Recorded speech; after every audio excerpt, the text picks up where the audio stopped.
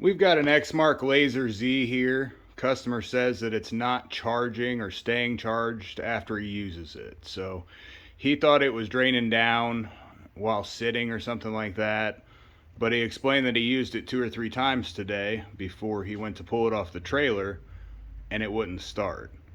So that tells me he's got some sort of charging system issue. Someone else took a look at it, said that the battery was bad and that was the only issue. We're going to get into this here, diagnose it, figure out what's going on with that charging system. So very first thing I like to do when I'm checking out a charging system, check out all the terminals on the battery. So this was replaced by somebody, you know, it should be good. If they're loose at all, you're going to want to tighten it up. You should have a good connection, no corrosion or anything like that. Rust is going to inhibit voltage from traveling across also. Number one mistake there. That or a bad ground. So if you follow your ground wire back here, just the black wire coming off the battery, follow it around and make sure it's tight also. So on the other side there, it is. It doesn't move at all. If you can move it whatsoever, or if the bolt's loose, it's not tight. It's got a John Deere strong box in it, so brand new battery had put in it, some sort of dealer. So we're gonna go ahead and test the voltage on this thing after we get it up and running. So at 3,300 RPM, they say it should be over 12.5 volts, but normally it'll jump up a lot more than that on these. This has got the Command Pro 18 CV490 on it. Usually they'll jump up pretty quick. We're going to put it on volts DC here. Go ahead and check that battery real quick.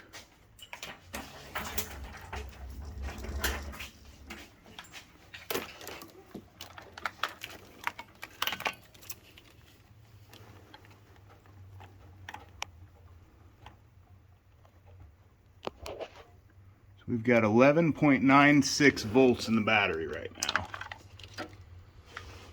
So what we're going to do is we're going to go ahead and fire this thing up, test and see what happens to the battery voltage when we do that. Again, we've checked all the wires here.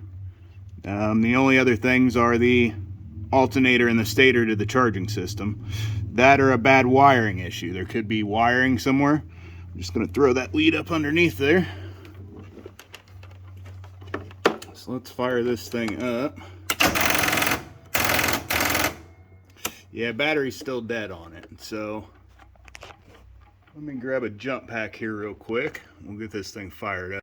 So we got a 40 amp jump start here on it, showing about 13.8 volts. We're just gonna fire it up real quick. We're gonna turn the battery jump off and see where we go from there.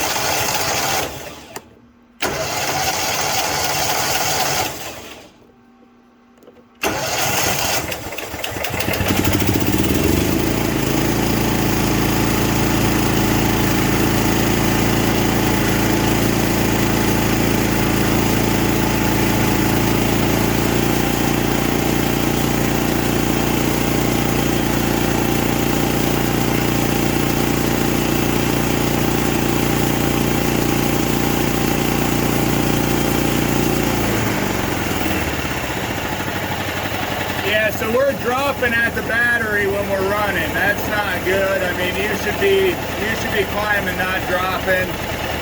It should stay always above 12.5 volts with the engine running. Even with the battery that's weaker, it should start to charge that up.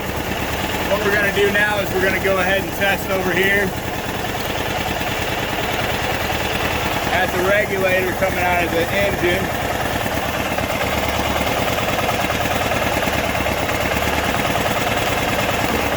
So you've got your connection there. The one in the middle is the one that comes off to charge your unit. The two to the outside are your AC coming off the alternator. So if you move it here, the AC voltage, you're going to test the voltage coming out of there. Normally at full RPMs, maybe 30 to 36. I can't remember exactly on these, but it should be somewhere in that area.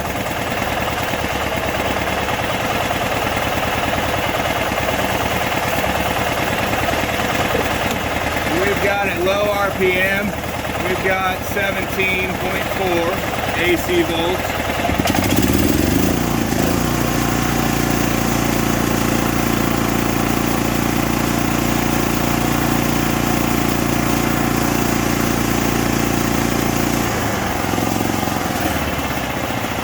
got 51 there. I don't remember it being quite that high, but on some of these it is.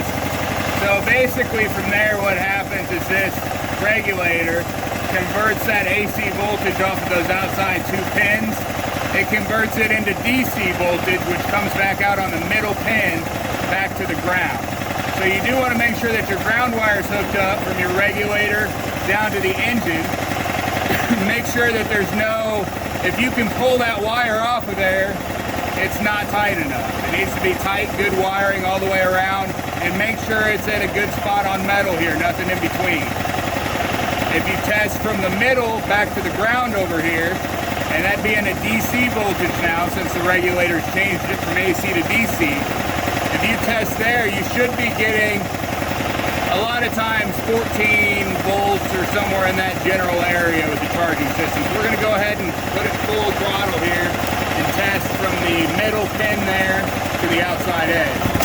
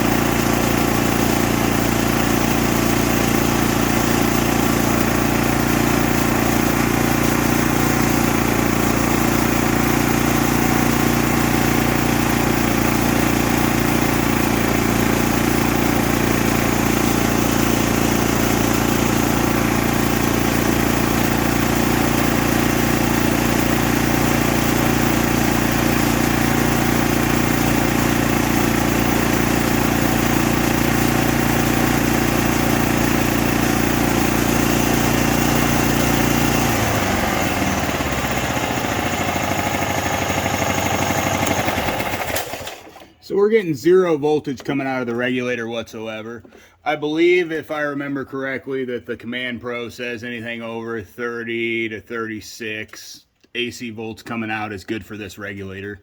I will double check that, but I believe all we've got here is a bad regulator. The wiring and everything, if you look down here, you actually see where it started to burn out. So yeah, that's real bad right there. Get a little bit of a closer up. But what'll happen is that regulator will start to burn out, start to go bad. Just pulling more amperage and more amperage. It's basically at that point, when it can't keep up, the clutch is basically drawing full amperage all the way across your system. So things tend to burn up like this. That's actually the lead down in there that's all burned up. But we're not getting any voltage out of the regulator at all either, so that's bad. But that's what caused this here. So we'll go further down the line, make sure nothing else is burned up, but normally the fuse will protect that. So this was just, you know, he uses it day in, day out for hours a day a lot of times.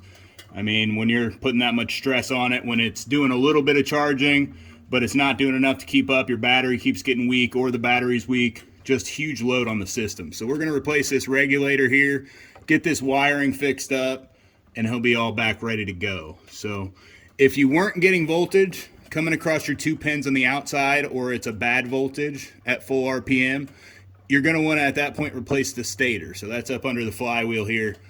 A little bit different than all this, but here we just got a regulator and a wiring issue. So we're going to get that all fixed up, get this customer back up and rocking. So if your stator wasn't putting out good voltage, or you feel like something's off, this one here, I'm going to go ahead and show you too how to test the stator a little bit further.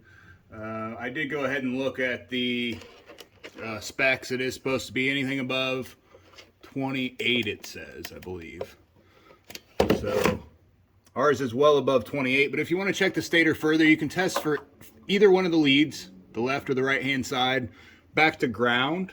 And if you're doing just a standard beep, it shouldn't have continuity back to ground. So if you're on ohms, then you should have the beep signal there, which means your leads should beep if you touch them together. If you touch either one of these leads and you touch ground and you get a signal, you get any beep, that means it's bad. So you can go from either side there, from the left hand back to ground or from the right hand back to ground.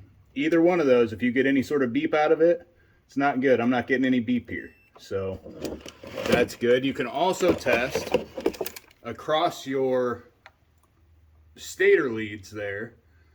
And if you just have it on ohms, just regular auto ohms, you go ahead and test that across the two. No matter which way you have it, you should get anywhere between 0.1 and 0.2 ohms. So that's going to give you the correct reading.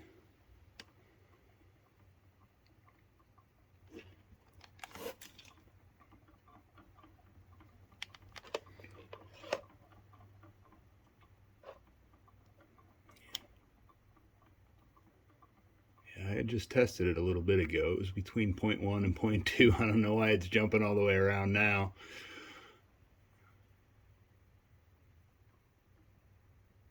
Huh. Yeah, so it's jumping back and forth there. Flip the leads around here. See what we get the other way.